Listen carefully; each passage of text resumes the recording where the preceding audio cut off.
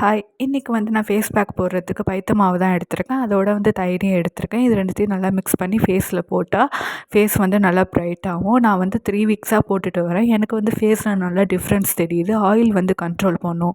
Dead ஸ்கின்னை வந்து reduce பண்ணும். அண்ட் டார்க் ஸ்பாட்ஸ், போர்ஸ் எல்லாம் வந்து ரெடியூஸ் பண்ணும்.